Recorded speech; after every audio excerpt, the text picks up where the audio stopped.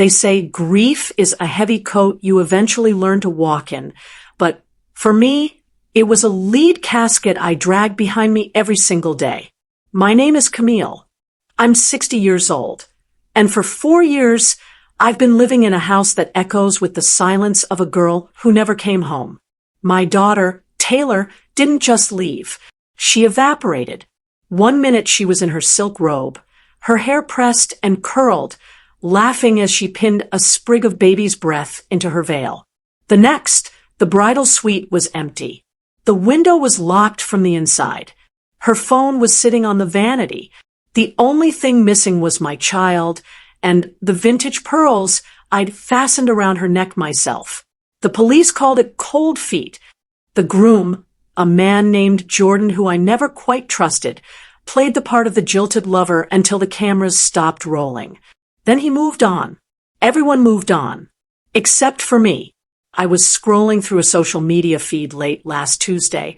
One of those people you may know, rabbit holes that usually leads to nowhere. I clicked on a profile for a woman named Kendall. She was a stranger, someone from a neighboring state, posting a photo dump from her 10-year college homecoming. I was about to close the app when a specific image made the air vanish from my lungs. It was a candid shot of a group of women laughing at a crowded bar. In the far right corner, out of focus and partially obscured by a tall man's shoulder, was a woman looking toward the exit. She wasn't laughing. She looked haunted, but it was the necklace that stopped my heart. Those pearls had a very specific, jagged nick on the center clasp, a family heirloom passed down through 3 generations of women in our family. My hands shook so hard I almost dropped my phone. I zoomed in until the pixels screamed. The shape of the jawline, the specific way she tucked her hair behind her ear. When she was anxious, it was Taylor. But Taylor was supposed to be dead. Or at least that's what the silence had told me for 48 months. As I stared at that grainy image, a sickening realization began to curdle in my stomach. Taylor wasn't just hiding. She was being hidden. And the person standing right next to her in that blurry photo, the one whose hand was gripped firmly, almost violently around her upper arm, was her maid of honor, Amanda. Amanda, the girl I had fed at my table. Amanda, the girl who had cried the loudest at the missing person vigils. Amanda, who was currently married to Jordan, the man who was supposed to be my son-in-law. I didn't scream. I didn't call the police. I've learned the hard way that the law is a blunt instrument that misses the fine details. I sat in the dark of my living room, the blue light of the phone illuminating the wrinkles on my face, and I felt something long dormant snap back into place. My daughter was alive, and she was a prisoner of the people who claimed to love her most. They thought I was an old woman spent by sorrow. They thought I was a broken vessel. They forgot that a mother who has nothing left to lose is the most dangerous predator on this earth. Jordan and Amanda didn't just steal my daughter's wedding day. They stole 4 years of her life. They stole her voice. They stole her light. I looked at the photo one last time before saving it to a hidden folder. I didn't see a victim anymore. I saw a map that led directly to the front door of people who deserved to feel every ounce of the agony they put me through. I was going to find her, and then I was going to dismantle their lives with the precision of a surgeon and the coldness of a winter grave. The hunt was on, and God, help anyone who stood in my way. Wait, before we continue, you need to ask yourself, how well do you really know the people in your inner circle? I am about to uncover a web of lies that goes deeper than anyone could imagine. And the revenge I planned isn't just legal, it's lethal. If you're ready to see how a mother turns into a nightmare for those who betrayed her, smash that like button right now and comment justice below. You won't believe what I found when I tracked down that college reunion location. I didn't sleep that night. Sleep is for people who have peace, and peace had been stripped from my bones the moment I saw that blurred profile in Kendall's photo. I spent the dark hours of the morning dissecting every inch of that digital image. I noticed things I'd missed at first glance. Amanda wasn't just holding Taylor's arm. She was digging her nails into it. And my daughter, she looked like a woman who had forgotten how to scream. By 6 a.m., I had a name and a location. The Starlight Lounge in downtown Savannah. That's where the reunion after-party had been held 3 days ago. I didn't call the police. If I called the detectives who handled the original case, they'd tell me I was a delusional, grieving mother seeing ghosts in grainy pixels. No, if I wanted the truth, I had to be the one to dig it up, even if I had to break my own fingernails doing it. I pulled out my old leather suitcase, the one I'd used to pack Taylor's honeymoon clothes 4 years ago. Instead of floral sundresses and sandals, I packed a pair of heavy-duty gloves, a high-resolution camera, and a burner phone I'd bought from a convenience store across town. I looked at myself in the hallway mirror. My silver hair was neatly pinned back, and my pressed floral blouse made me look like any other grandmother going to a Sunday brunch. That was my armor. Nobody suspects the 60-year-old woman sitting alone in a corner. I drove 4 hours to Savannah, the engine of my sedan humming a low, steady tune of retribution. My first stop wasn't the lounge, but a small, upscale boutique 2 doors down. If Amanda was in town for a reunion, she wouldn't miss a chance to spend Jordan's money. "Help me, baby," I said to the young girl behind the counter, my voice dripping with the practiced sweetness of a Southern elder. "My niece, Amanda, she was in here a few days ago. She's tall, very polished, married to a man named Jordan. I'm supposed to meet her for lunch, but I lost my phone and all my contacts." The girl's face lit up with recognition. "Oh, Mrs. Amanda. Yes, she was here on Saturday. She bought that stunning silk wrap. She mentioned staying at the Riverside Manor, the penthouse suite, actually, a penthouse suite, paid for with the life insurance policy Jordan had fought so hard to collect on my daughter.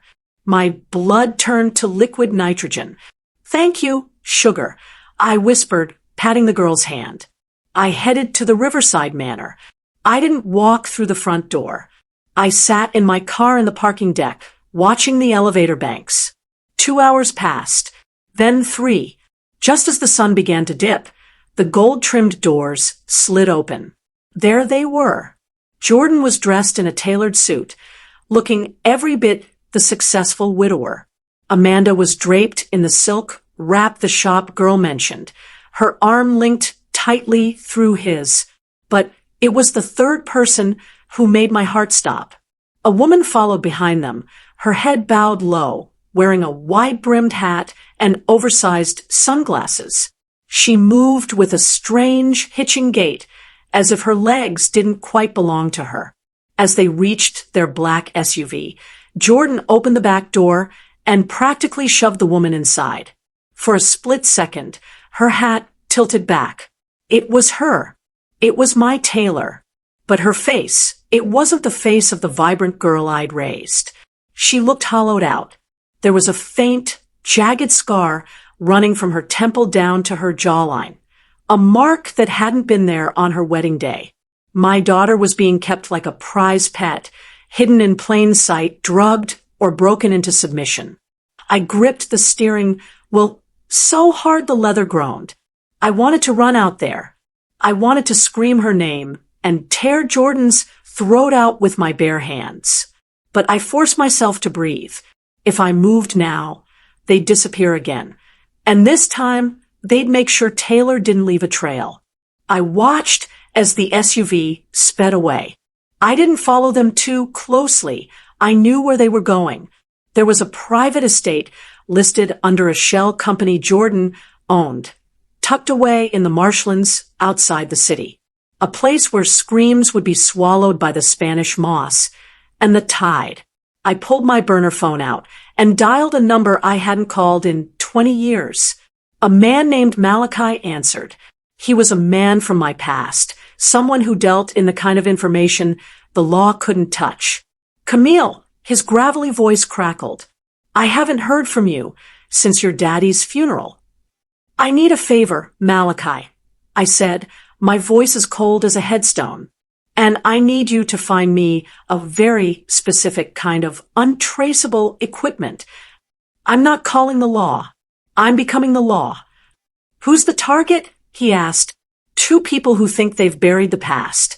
I replied, watching the tail lights of the SUV vanish into the dusk. They're about to find out that some things don't stay buried, especially not a mother's rage.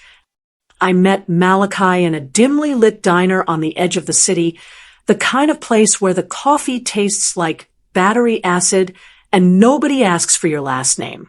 He looked older, his dark skin mapped with deep lines of a life lived in the shadows, but his eyes were still as sharp as a razor. He slid a heavy manila envelope across the Formica table toward me. Camille, I did the digging you asked for, Malachi whispered, his voice barely audible over the hum of the neon sign. That house in the marsh? It's not just a vacation home. It's a fortress. High-end security, cameras at every angle, and a private dock that leads straight to the Atlantic. If someone wanted to make a person disappear for good, that's where they'd do it. I opened the envelope. Inside were floor plans of the estate and a series of bank statements. My eyes widened. Jordan hadn't just taken the life insurance money. He had been receiving monthly consulting fees from a pharmaceutical company specializing in experimental sedatives. The pieces of the puzzle began to click into place, and the picture they formed made me want to burn the world down. They're keeping her sedated, Malachi, I said, my voice trembling with a fury I could barely contain. That's why she looked so vacant in that photo. They aren't just hiding her. They're using her. My daughter was always a brilliant chemist. They didn't kill her because they needed her mind, but they broke her spirit to keep it. Malachi leaned in closer. There's more. Amanda isn't just the wife. She's the handler. She was the one who signed the medical consent forms for private care under a false name. They've turned your daughter into a ghost so they could live like royalty on her brilliance. I reached into my purse and pulled out a stack of bills, savings I'd touched for the first time in a decade. I don't care about the money, Malachi. I need the gear. I need the frequency jammer we discussed and the blueprints for their security override. And I need a way in that doesn't involve a front door. He sighed, a heavy sound that seemed to carry the weight of his own regrets. You're 60 years old, Camille. You go in there alone, and they'll bury you under that marsh grass before you can say her name. I'm 60 years old, Malachi. I countered, looking him dead in the eye, which means I've spent 60 years learning how to be invisible when I need to be. They see a grandmother. I see 2 monsters who are about to find out that I'm the one they should have been afraid of all along. He nodded slowly and slid a second, smaller package toward me. The jammer is inside. It'll give you a 10-minute window where their cameras will loop old footage. After that, you're on your own. But, Camille, if you find what I think you're going to find in that basement, don't hesitate, because Jordan won't. I left the diner and drove toward the marshlands, the scent of salt and decay filling the car. I parked a mile away from the estate, hidden deep in a cluster of cypress trees. I pulled on my dark coat and checked the heavy, cold weight of the tool I'd tucked into my waistband. The walk through the marsh was grueling. Every step felt like the earth was trying to claim me. The mud sucking at my boots, the mosquitoes biting at my neck. But I didn't feel the pain. I only felt the rhythm of my own heart beating out a single word. Taylor. Taylor. Taylor. I reached the perimeter of the estate just as the moon was obscured by a thick bank of clouds.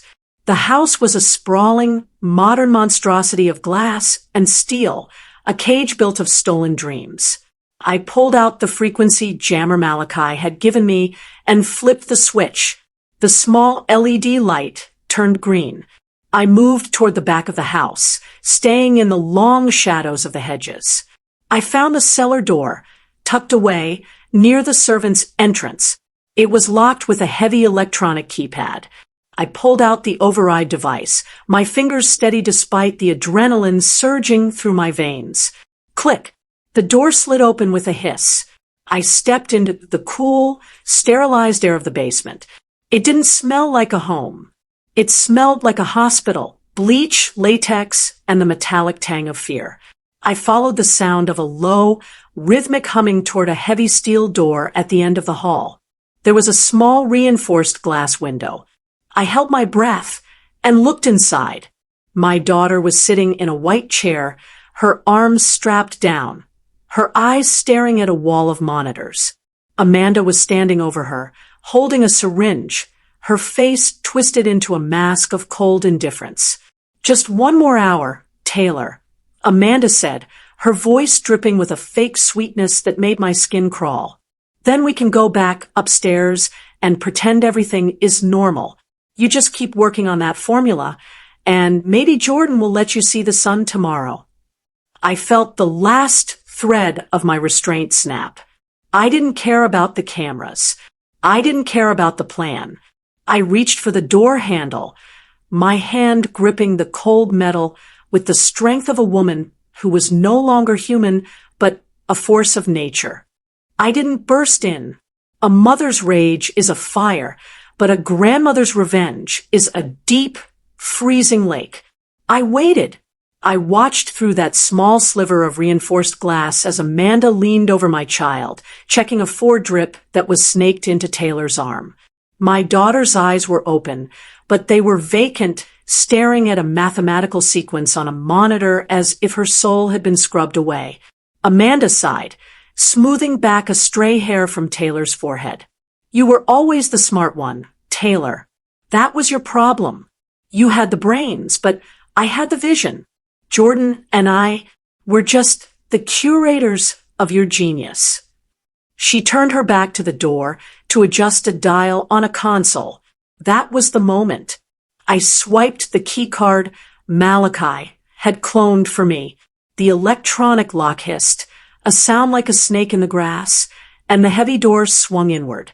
I stepped into the sterile white light, my shadow stretching long and dark across the floor.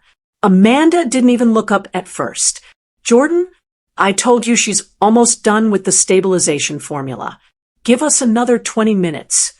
"Jordan isn't here, Amanda," I said. My voice was low, steady, and carried the weight of 4 years of funerals I never got to hold.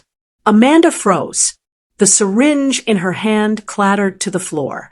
She spun around, her eyes widening until the whites showed all the way around. Her polished, perfect face, the one she'd used to hug me at the empty wedding reception, cracked like cheap porcelain. "Camille," she whispered, her voice hitching. What are you doing here?" "I'm here to take my daughter home," I said, stepping further into the room. I didn't look at Taylor yet. I couldn't.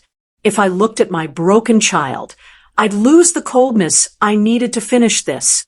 I kept my eyes locked on Amanda's throat. "And I'm here to make sure you never see the sun again, without bars in front of it." Amanda's shock lasted only a heartbeat before it was replaced by a sharp, jagged arrogance. She reached for a panic button on the wall, but I was faster. I raised the frequency Jammer Malachi had given me and tossed it onto the center table. The silent alarms are looped. The cameras are seeing a ghost. And Jordan is currently in the study upstairs, finishing a bottle of scotch he bought with my daughter's blood money, I said. "It's just us, Amanda. Just the girl I treated like a second daughter, and the woman whose life you tried to erase." Amanda let out a sharp, mocking laugh. She straightened her silk wrap, trying to regain her footing. "You think you can just walk out of here? Look at her, Camille. She doesn't even know who you are. We've spent 4 years making sure Taylor belongs to the lab. You're 60 years old. You're a relic. What are you going to do? Scold me?" "I'm not here to scold you, Amanda," I said, my hand slipping into my coat pocket. I'm here to show you what happens when you underestimate a woman who has spent every night for 4 years rehearsing your ending. I finally let my gaze flicker to Taylor. My heart shattered into a million jagged pieces. Her skin was sallow, her wrists bruised from the restraints. When her eyes finally met mine, a tiny, flickering spark of recognition moved behind the fog of the drugs. Mom, she croaked.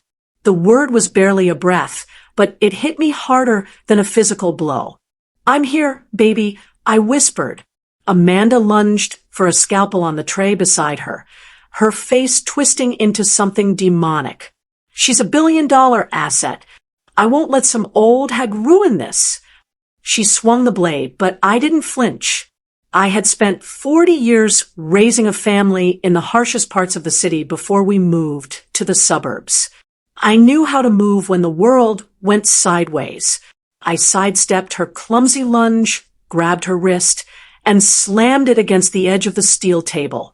The bone snapped with a sickening pop. Amanda screamed, a high-pitched, piercing sound that echoed off the white walls. I didn't let go. I leaned in close, my breath hot against her ear. That was for the wedding day. I hissed. I shoved her back against the wall, my hand finding her throat. I wasn't an old woman anymore. I was the vessel for every tear I'd shed, every prayer that had gone unanswered. Now, I said, my voice dropping to a deadly whisper, you're going to tell me exactly how to wake her up from whatever poison you've been pumping into her veins. Because if you don't, the next thing that breaks won't be your wrist. Amanda was gasping for air, her face turning a blotchy purple as my fingers tightened around her windpipe. The polished, sophisticated woman I'd seen in the reunion photo was gone, replaced by a terrified animal. I could feel the pulse thrumming in her neck, the rhythm of a life that had thrived on the destruction of my daughters. The antidote, I growled, my voice sounding like gravel grinding together. Now, or I'll stop your heart right here on this sterile floor. Amanda clawed at my hands, her expensive manicure snapping against my skin, but I didn't feel a thing. Adrenaline is a hell of a drug for a 60-year-old woman with a mission. She pointed a trembling, broken finger toward a small refrigerated unit in the corner. Blue, vial, she wheezed. Shelf 3. I shoved her hard against the wall, watching her slump to the floor, cradling her shattered wrist. I didn't take my eyes off her as I backed toward the fridge. I found the vial.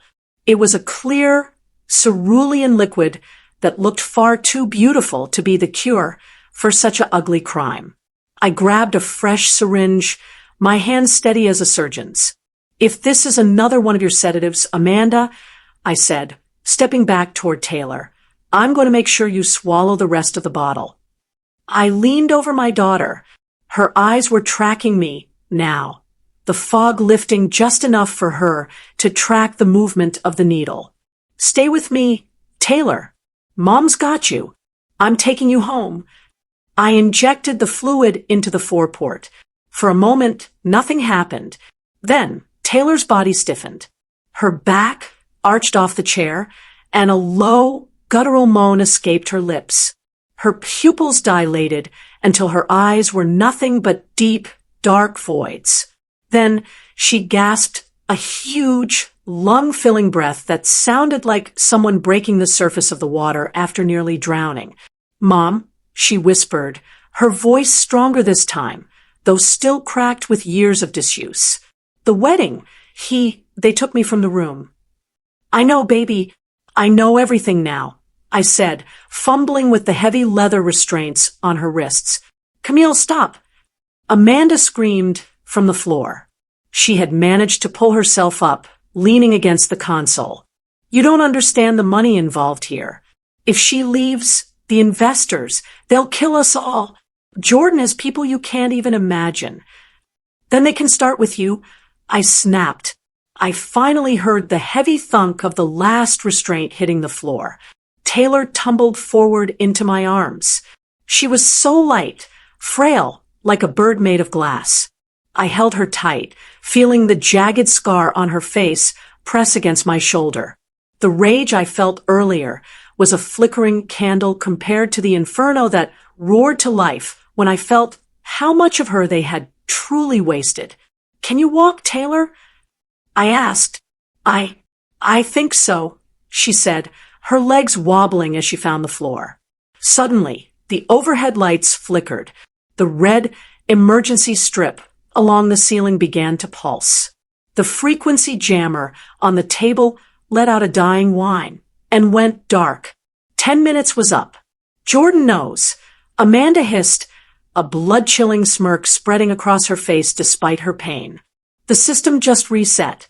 He's coming down here, Camille.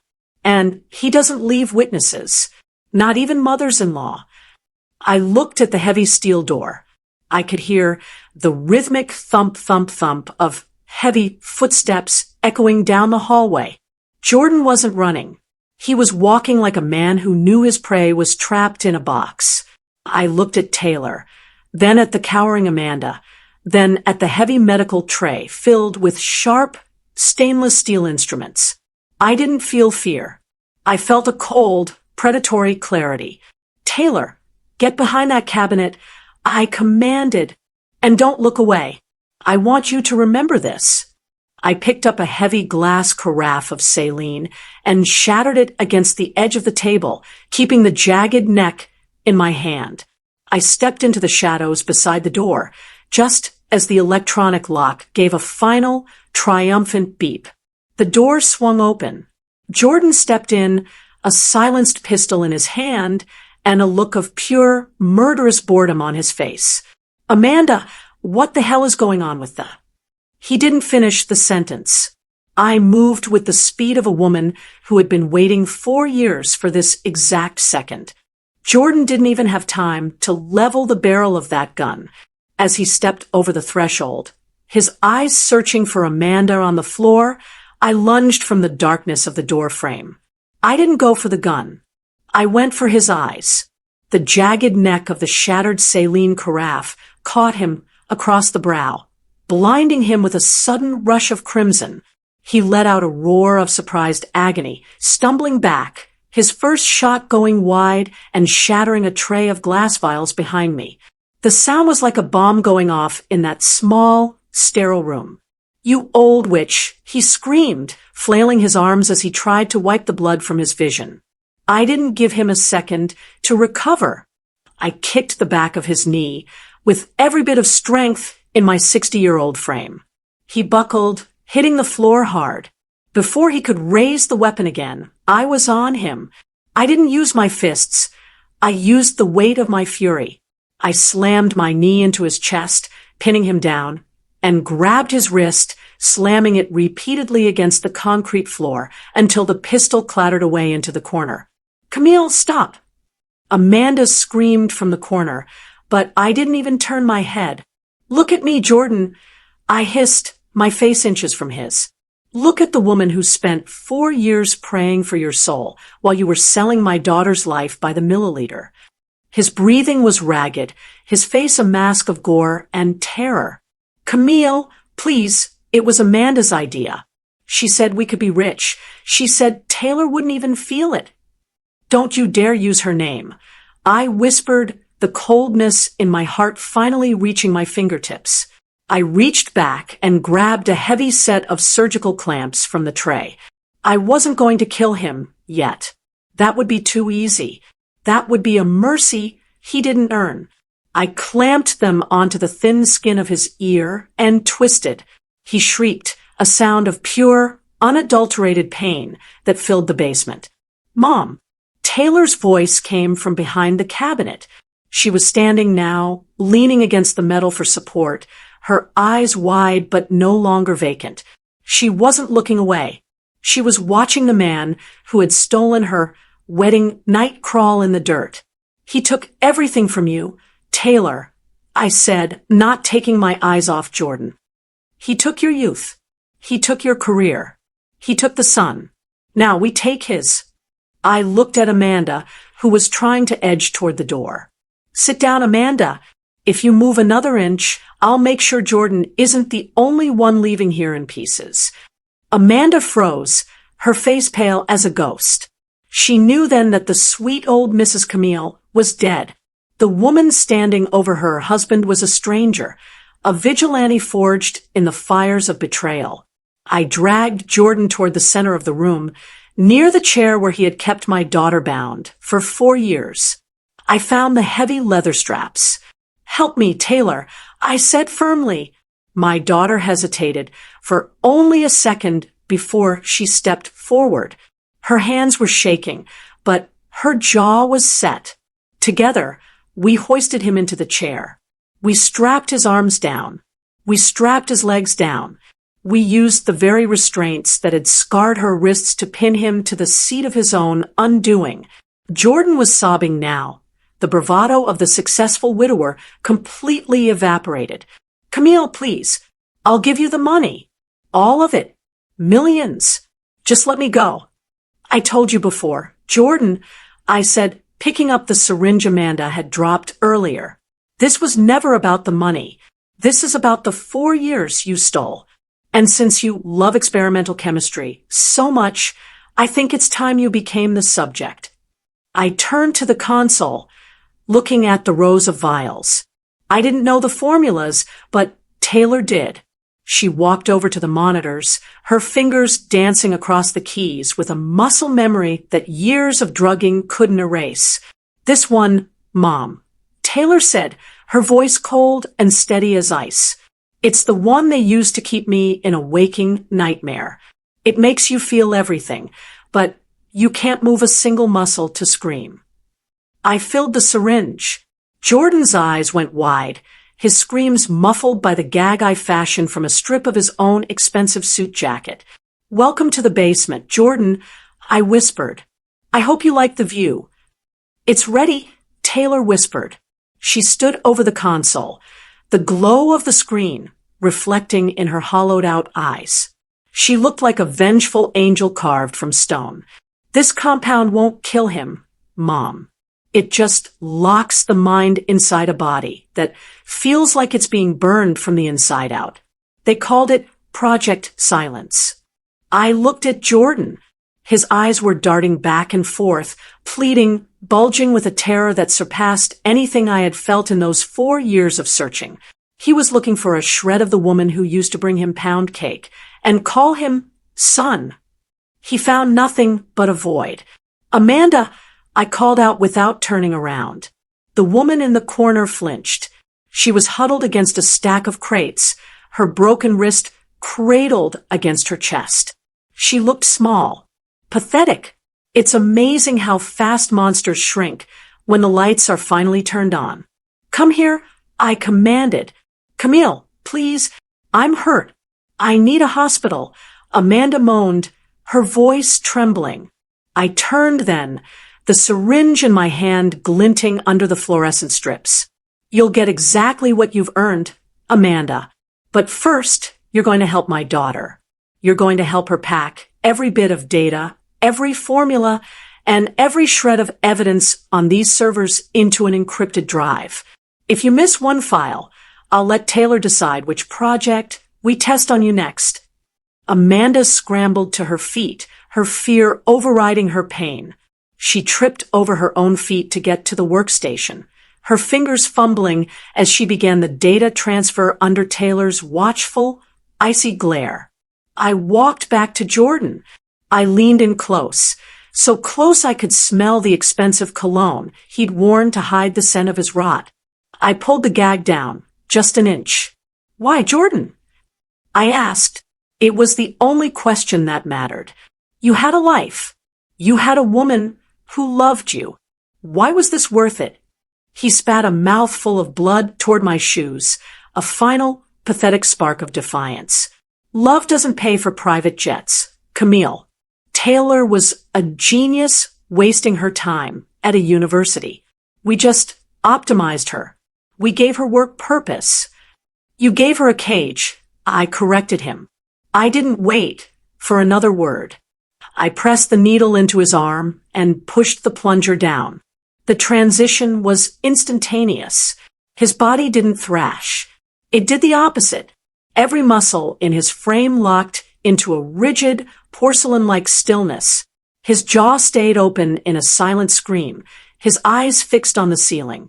He was still breathing, still conscious, but for all intents and purposes, Jordan was now a statue in his own museum of horrors. "Mom," Taylor said, her voice sounding clearer, more like the daughter I remembered.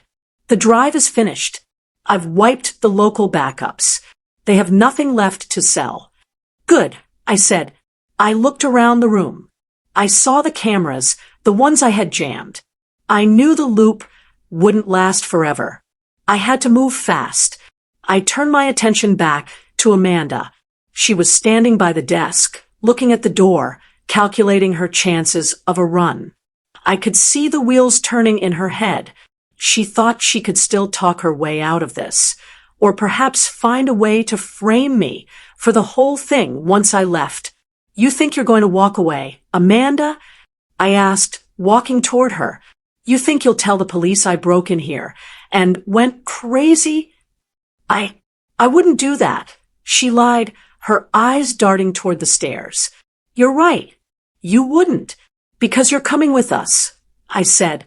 I grabbed a pair of zip ties from the workbench and secured her good hand to her belt loop. She was my insurance policy. I wasn't going to leave her here to clean up the mess or call for help. I looked at Taylor. She was holding a small, silver locket she'd found in a drawer, the one Jordan had given her for their first anniversary. She didn't put it on. She dropped it on the floor and crushed it under the heel of her boot. "Let's go, Mom," she said. We began the climb, out of the sterile white basement and into the opulence of the house built on lies. We moved through the darkened hallways of the estate, Amanda sobbing quietly behind us. As we reached the main foyer, I stopped. I looked at the grand staircase, the marble floors, the portraits of Jordan, and Amanda looking like the perfect power couple. This house was a monument to their cruelty. "Taylor," I said, handing her a lighter I'd taken from the basement. "Do you want the honors?" My daughter looked at the lighter, then at the heavy velvet curtains that draped the floor-to-ceiling windows. A small, dark smile touched her lips. "Move," I barked at Amanda, shoving her toward the garage. She was hyperventilating, her eyes fixed on the smoke curling along the ceiling. "You're killing him. He's still down there. You're going to burn him alive." "He's not dead, Amanda," Taylor said, her voice sounding eerily calm over the crackle of the fire. "He's just exactly where he put me for 4 years. Silent, hidden, and waiting for a miracle that isn't coming." We reached the garage. I didn't take my sedan. I took Jordan's custom black SUV, the one I'd seen him shove Taylor into just days before. I forced Amanda into the back seat and zip-tied her ankles together. Taylor sat in the passenger seat, her face illuminated by the growing glow of the house in the rear-view mirror. As I backed out of the driveway, the windows of the master bedroom shattered from the heat. The perfect life was melting into a puddle of molten glass and ash. I drove away from the marshlands, the GPS guiding us not toward the city, but toward the deep, tangled woods of the Lowcountry where my family had owned a plot of land for 60 years. "Camille, please," Amanda begged from the floor of the back seat. "I have money hidden. I have offshore accounts Jordan doesn't even know about. I'll give it all to you and Taylor. You can go to Europe. You can start over." "You still think this is about a payday," I said, my grip tightening on the steering wheel. "That's your disease. Amanda, you think everything has a price tag. You thought my daughter's soul was worth a penthouse. You think your life is worth a bribe. Everything has a price."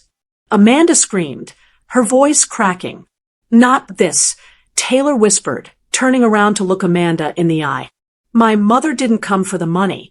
She came for the 4 years of birthdays she missed. She came for the sound of my voice. You can't wire transfer time. Amanda." We drove in silence for 2 hours. The further we got from the city, the darker the world became. I watched the gas gauge and the clock. We had time. By now, the fire department would be struggling with the estate's remote location. By the time they found the basement, the structure would likely have collapsed. I pulled off onto a dirt logging road that most maps had forgotten decades ago. The branches of the live oak scraped against the sides of the SUV like skeletal fingers. Finally, we reached a small, weathered cabin. It was the place where I used to bring Taylor as a child to catch fireflies. I killed the engine. The silence of the woods was absolute. Get her out, I told Taylor. We dragged Amanda into the cabin. It was dusty, smelling of pine needles and old memories. I threw her into a heavy wooden chair in the center of the room. I didn't strap her down. I didn't need to. I pulled out the burner phone and the encrypted drive Taylor had saved. You're going to make a phone call, Amanda, I said, tossing the phone into her lap. To who? The police. Amanda asked, a flicker of hope in her eyes. No, I said, a cold smile spreading across my face. To the investors you and Jordan were so afraid of. The ones you said would kill us all if the formula wasn't delivered. You're going to tell them that Jordan tried to double-cross them. You're going to tell them he's fled the country with the final stabilization formula. Amanda's face went translucent. They'll hunt me down. They'll find me. Exactly, I said. You have two choices. You can stay here and wait for me to decide what to do with you, or you can take that phone, make that call, and try to run. But here's the kicker. I've already sent them a sample of your location through an anonymous tip. You're not running from me anymore, Amanda. You're running from the monsters you invited to dinner. You're a monster, Amanda whispered, her voice trembling. You're worse than Jordan ever was. At least he did it for a reason. You're just doing this for sport. I leaned down until our noses were almost touching. I'm doing this for the 4 years I spent staring at a phone that never rang. I'm doing this for the mother I used to be, the one who believed in the goodness of people like you. That woman died the day Taylor disappeared. You're not talking to a mother anymore, Amanda. You're talking to a mirror. You're just seeing your own reflection. Taylor stood by the window, watching the tree line. She looked stronger now, the adrenaline of the escape acting as a temporary bridge over her trauma. Make the call, Amanda, she said, her voice devoid of emotion. Or I'll pull the GPS coordinates from this SUV and broadcast them to every contact on your encrypted list right now. Amanda's hand shook as she picked up the phone. She dialed a number she clearly had memorized out of fear. When the person on the other end answered, she spun a web of lies so thick I almost admired her talent for it. She told them Jordan had panicked, that he'd set the house on fire to cover his tracks, and was heading for the coast with the hard drives. She begged for protection, but I could hear the cold silence on the other end. When she hung up, she looked like she'd aged 20 years. They're coming, she whispered. Not to protect me. They're coming to finish it. Then you'd better start running, I said. I reached over and snipped the zip ties on her ankles. I didn't touch her broken wrist. You have a 5-minute head start into those woods before I send the update to their scouts. There's an old fishing road 3 miles east. If you're fast, maybe you'll reach it before they reach you. Amanda didn't wait. She scrambled out of the chair, her silk wrap torn and stained with soot, and bolted out the cabin door. We watched from the porch as she disappeared into the shadows of the cypress trees, a woman who had once wanted everything and was now left with nothing but the clothes on her back and a death sentence. You're really letting her go? Taylor asked, turning to me. I'm letting her experience what you did. I replied. Fear. Isolation. The knowledge that someone is always watching, always coming for you. She won't last a night out there. And even if she does, She'll spend the rest of her life looking over her shoulder at every shadow. I turned back into the cabin and grabbed the heavy leather bag I'd brought from the SUV. Inside weren't tools of torture, but the things that actually mattered.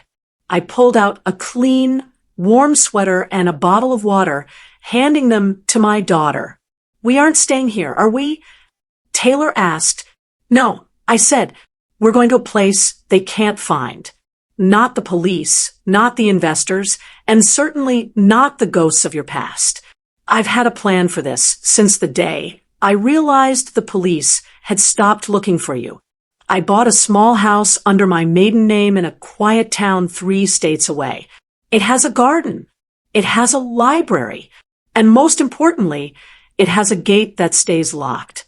As we walked back to the SUV, I looked at the encrypted drive one last time. This was the controversial part, the leverage. I wasn't going to turn it over to the authorities. The authorities were the reason Taylor stayed, missing for 4 years. No, I was going to use this data to ensure we were never bothered again. I sent a single message to the head of the investors group. "I have the formulas. If I or my daughter are ever followed, mentioned, or even thought of, the entire project goes to the Department of Justice, the DEA, and every major news outlet in the world. Consider this our retirement fund. We stay silent. You stay free. Try us, and we all burn together." I tossed the burner phone out the window into a deep, stagnant swamp as we drove away. "Mom," Taylor said softly as we reached the main highway. "Yes, baby. Thank you for finding me." I reached over and took her hand. Her skin was cold, but her grip was firm. I never stopped looking, Taylor, not for a single second. I pulled into the gravel driveway of a small, white-shingled house nestled at the end of a sleepy cul-de-sac in Virginia. To the neighbors, I was just Mrs. Gable, a retired librarian moving in to be closer to her sickly daughter. There would be no news crews, no foundations, and no public outcries. Vengeance is a dish best served in total, suffocating silence. As I turned off the engine, Taylor stirred. She looked at the house, then at the budding rose bushes I'd planted months ago in anticipation of this day. For the first time, I saw a flicker of the girl she used to be, not the lab subject, not the prisoner, but my daughter. "Is this it?" she asked, her voice trembling. "This is the beginning," I said. We spent the first week in a blur of healing. I cooked the meals she used to love, collard greens with smoked turkey, cornbread with honey, and the peach cobbler that Amanda used to beg for. We didn't talk about the basement. We didn't talk about the fire. We talked about the garden, the books we wanted to read, and the sound of the birds. But there was one final piece of the puzzle. On the 10th day, Taylor came into the kitchen holding a small, weathered notebook she kept hidden in the lining of her sweater. It was her diary from the months leading up to the wedding. "Mom," she said, sitting across from me, "I need you to know the truth about why they took me. It wasn't just the formula. It was the betrayal before the betrayal." I listened, my blood turning to ice once more. Taylor revealed that she had discovered Jordan and Amanda were embezzling from the university's research fund months before the wedding. She was going to go to the police the day after the honeymoon. Jordan didn't just want her genius. He wanted her silence. He planned to kill her, but Amanda, ever the opportunist, convinced him that a live asset was worth more than a dead witness. "They didn't just steal my life, Mom. They tried to steal my soul," Taylor whispered. "They failed," I said firmly, reaching across the table to squeeze her hand. "Because you're here, and they are gone." A month later, I received a final, untraceable notification on a secure laptop. A body had been found in the Georgia marshes, or what was left of one. Amanda had been dealt with by the investors she couldn't satisfy, and as for the estate, the investigators ruled it an accidental electrical fire. They found the remains of a man in the basement, but because the chemicals had reacted with the heat, his DNA was a scrambled mess. Jordan died, a nameless shadow in a tomb of his own making. I closed the laptop and walked out onto the porch. Taylor was sitting in a rocking chair, a book in her lap, watching the sunset. She looked up and smiled, a real, genuine smile that reached her eyes. I sat down beside her, the weight of the last 4 years finally lifting off my shoulders. I was 60 years old, and I had committed crimes that would haunt a lesser woman. I had burned a mansion, paralyzed a man, and sent a woman to her execution. But as I looked at my daughter, breathing the free air of a quiet evening, I knew I would do it all again. The world thinks I'm just an old woman. They think I'm soft, spent, and harmless. Let them think that, because in the quiet of this garden, under the watchful eyes of the Virginian stars, I know the truth. I am a mother, and there is no force in heaven or on earth more terrifying than a mother who has come to collect her debt. We were safe. We were whole. And the vengeance was finally, beautifully complete. The debt has been paid in full, and the monsters are in the ground.